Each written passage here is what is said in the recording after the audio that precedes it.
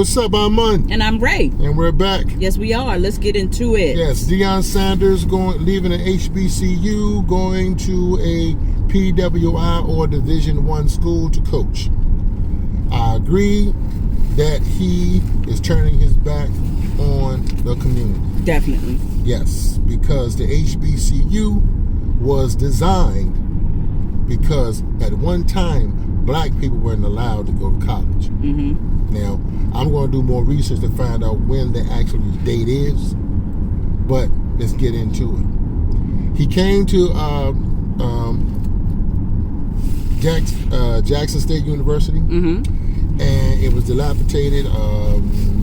Admissions were low, or what have you. Within 3 years, he got that football program to be number one. Up and running, baby. He also used some of his money, and he actually went ahead and invested mm-hmm. into the school by giving it a better field, new bleachers and things of that nature. Mm-hmm. And in that 3 years, I want to say that admissions were up, revenue for the school was up. Now all of a sudden, here comes a PWI with a fatter paycheck and a fatter salary. Guess what? I'm out. And I'm taking some prominent players with him, meaning his own child. Mm-hmm. Now, you're wrong. I'm sorry. Yeah. You're wrong. Yeah. Because when you make an investment, I believe you're here for the long haul. Yeah. Especially with education.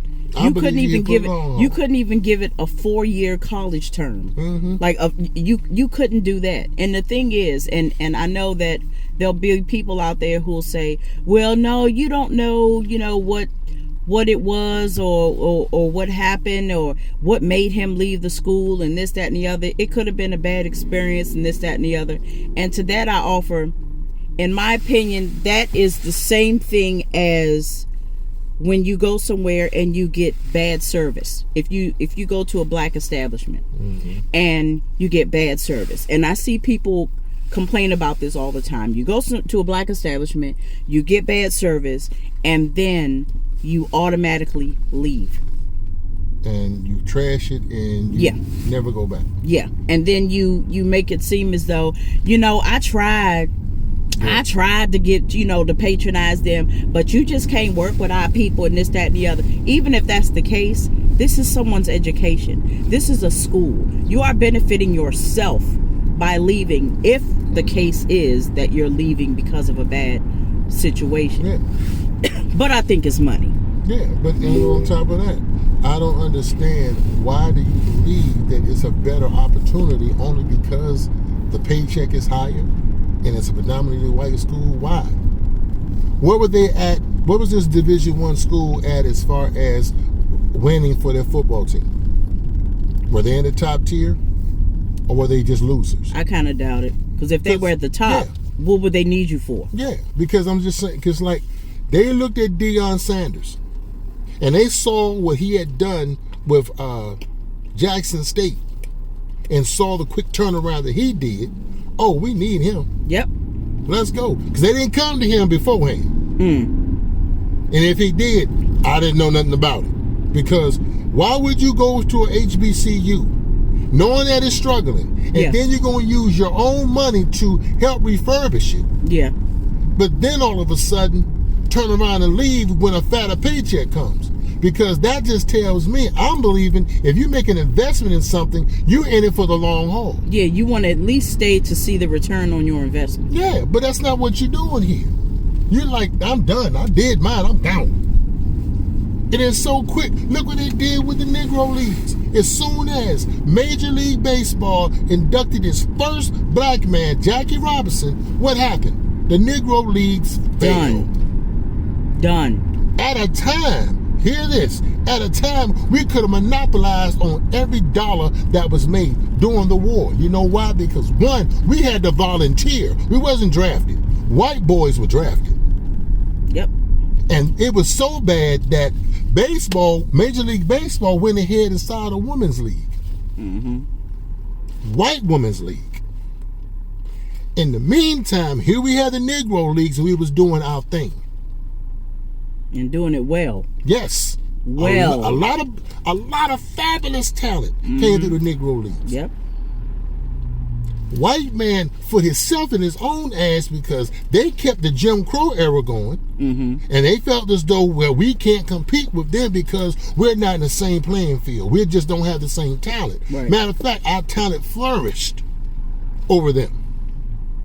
And what happened? I know how to do it. Branch Rickey. We can get the dollars. On top of that, we can demolish the Negro Leagues. And that's exactly what they did. Yep. Negro Leagues is no more. Women's League, no more. Dion Sanders, why would you leave?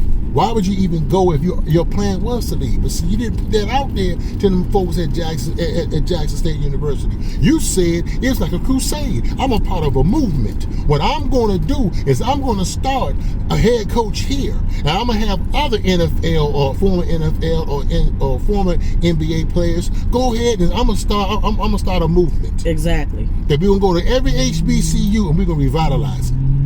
We're going to bring it back. It only takes one person, one retired athlete to go to a school. Yep. It's more retired athletes than there are HBCUs. Yeah. Think about it. Y'all can be part-time coaches. Come on. Think if Michael Jordan became a head coach for an HBCU. How many top 10 black athletes are going to that school to be taught, to be actually educated by Michael Jordan? Come on now. They go from wearing his shoes to being on his team. You want to sit here and see the remedy of HBCUs actually getting the money and actually bloom and actually become a booming business? Get some of these ex-NFL players, ex-NBA players, former NBA players to come on and start becoming head coaches. That's real. And you see the change. You see how HBCUs will be coming out of the red. Yep. Stepping into the black. Are you serious? And we're going to sit around here and not penalize him for actually just leaving? This is what we always do. And my thing is this. Okay, this is a crusade. You're part of a movement. Okay. Granted, if you didn't stay there the entire time or more than whatever amount of time, at least move on to the next HBCU. Yeah. But that you did not do. What you did was you moved on to the dollars. Yeah. Because black wasn't making sense. I don't understand. That's what I'm starting to believe. Because you know for a fact how much money he was making. He was getting TV exposure for Jackson State. He was getting admissions were going up. That's how easy it was. Starting to win games. People don't want to be a part of no losing team. Exactly. But they're going to HBCUs, Jackson State. Oh man, we got Dion Sanders. Oh, hold fast. Boom. And black athletes, top tier black athletes are going to that school. Yep. Now, whether it was your celebrity that got them motivated or your actual teachings, regardless. Don't make a difference. Yes, you did help. You did help out. That's right. For your 10 minutes. But you couldn't even stay a whole hour? And this one gets me when all of a sudden you start speaking about such celebrities who've made that transition, and we think it's a negative one. All of a sudden people start pointing fingers at us by saying to the point, what do you do? What do you do? What do you do? Let me tell you something. If I had the means, like Dion Sanders does, I'd be doing a whole hell of a lot. Yeah.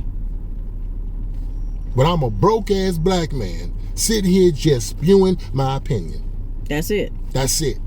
If I had the millions that this man had, if I could actually take 600,000 of my earnings, and I would definitely help out a HBCU. Oh God, yeah. Or help out a black community. Because I'm doing it right now. Hell, I perform my poetry for free for black people. About black people. About black love. About the struggle. Straight. I teach to whomever wants to listen. About black people. About our struggle. Yeah. About our plight. But see, that right there don't get no notoriety. Yeah. And I don't sit around here and put it on social media every time I'm doing something. You know why? Because if I did that, well, you always got to put out there what you be doing Monday night. There ain't no need for doing all that. All you want to do is you want to get applause. You doing it, you're a clout chaser. No, we trying to reach one. That's it. And ain't nothing wrong with calling these black folks out that are celebrities. Ain't nothing wrong with it. The thing is, the thing that's wrong is the people who don't call them out. Yeah. And when I say the people who don't call them out, I mean their peers.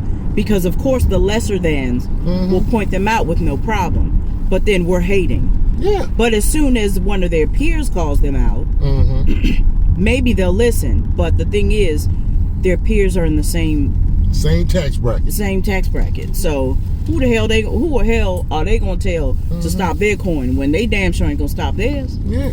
And what's amazing is you come out the mouth, just like I remember the movie Get on the Bus. Check it out. When they was having a discussion about black schools and this, that, and the third, how Fisk was in a situation, they was selling fish sandwiches to get books. They was clown for that. But that's what I'm saying. Nobody wants to sit here and admit that we are trying in a struggling economy to to stay open. Nobody want to talk about that. Let me tell you, it's a blessing, and college is, to each his own about college. But it's a blessing that people are wanting to enroll in school now. You made an impact, sir. You really did. You really made an impact. Yes. And And so I applaud any brother or sister that's making certain